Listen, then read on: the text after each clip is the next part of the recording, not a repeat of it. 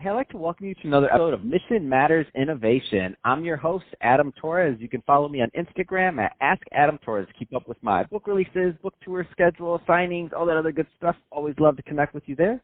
And as always, if you'd like to apply to become a co-author of one of my upcoming books, just head on over to the website, moneymatterstoptips.com, and click on Become an Author to apply.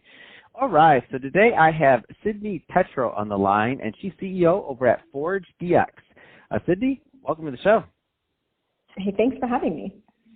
All right, Sid, so excited about today's topic, so technology storytelling and building product. Want to get right into that, but before we do, let's get into what you're doing over at Forge DX, just to set the stage. So tell us a little bit more about the company, please. Yeah, absolutely. So we're a technology company with a SaaS-based platform that's been really focused on helping large enterprises, a little bit of what we're talking about today, really visualize how their products are helping drive transformation for their customers. Really sits in the middle of both the sales and the marketing funnel of being able to help customers visualize the power of what technology can do for their organization. It's been a cool space because it really does leverage, technology storytelling, because it's in the use cases and the stories that can really help people understand how technology and innovation helps them.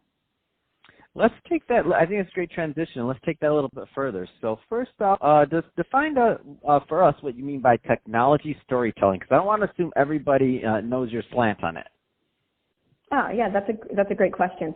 So maybe just a little bit of an interesting history too. So my background comes out of both technology. I did computer science, so I've been in technology a long time. A few years ago, I had the opportunity for about 5 years to work at Disney in Imagineering in technology commercialization. And one of the things that I think is really important to understand about storytelling, because sometimes we think of it just as use cases or the marketing spin, but real storytelling is about how you connect the customer and the users with really what is the true transformation that will happen. And it's connecting because it's creating value and it's moving them forward in the things that are most important. And when we sell technology, and in the world today of innovation and transformation, it's the same thing. We're not trying to sell technology for technology's sake. We're trying to sell technology because of the ways that it improves life, changes efficiencies, creates new opportunities that didn't exist before. And when you can put those in the framework of the stories and the understanding of what the impact is and really bring that to life and show it, everyone understands better what technology can do for them and why it makes such a difference in their own lives or in their own companies.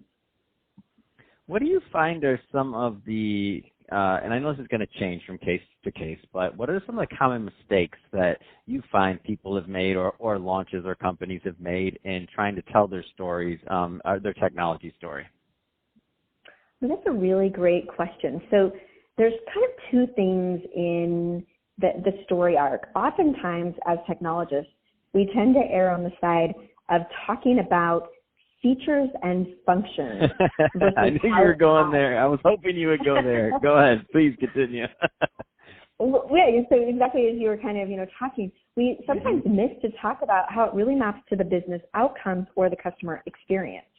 And it's a pretty much consistent mistake everyone makes. Hey, I've got this really cool new feature I added versus what's close to your business this year and how does our technology help? No, I love it, and when you're as you're saying it, I'm just thinking to myself, even with us, so in our podcast, so we update things to video. So now you'll be getting. Oh, you may not have known, but last year we've been around for a while. We didn't used to do video, and we upgraded everything to video. And when we were telling that story to our guests, like you're going to get full media package, videos, all this stuff. We were explaining that, but then we had to kind of refocus on how we share that message. It's like now you'll be able to share in this manner. So talking about the benefits of the upgrade to video, like even little things like that, it's just completely different. And when you say we all struggle and grapple, it's just what we do. Yep, exactly. We think that way, right? We're like, we did this cool thing. Everyone should know. Yep. And so like, wait a second. You tricked me. Got it.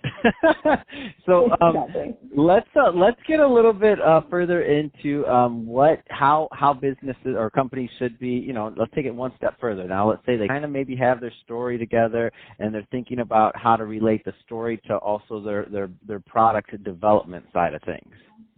Yeah.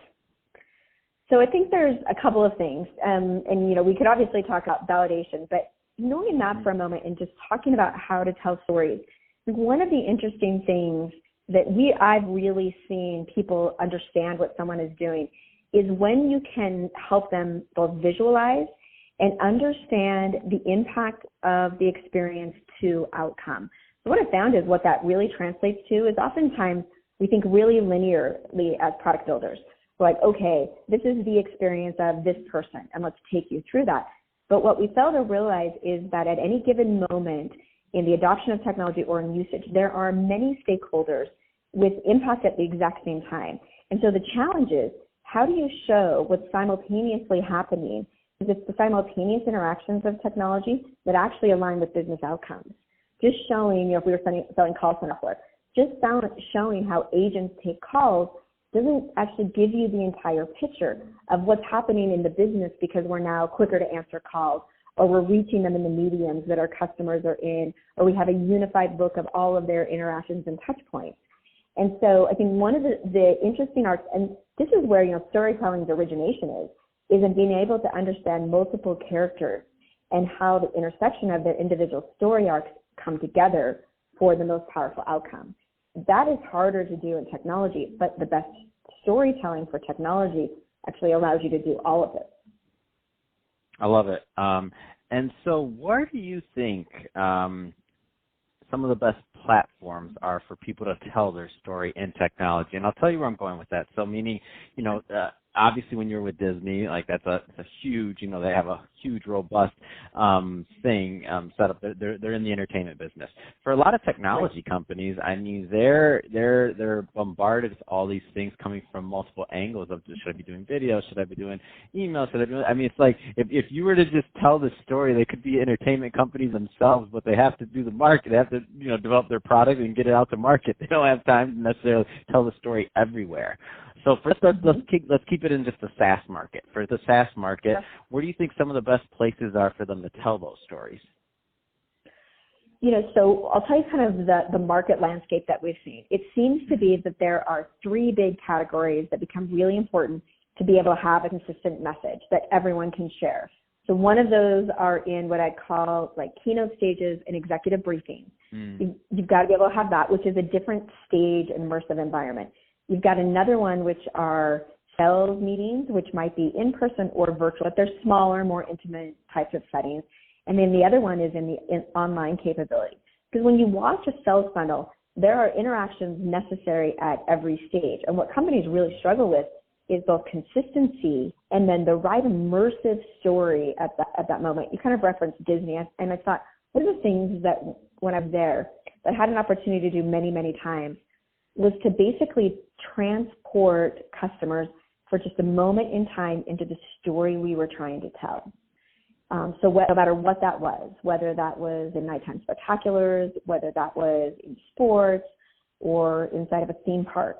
And what's so magical about what a company in the entertainment space does is think about all of the elements around you, and then they transport you.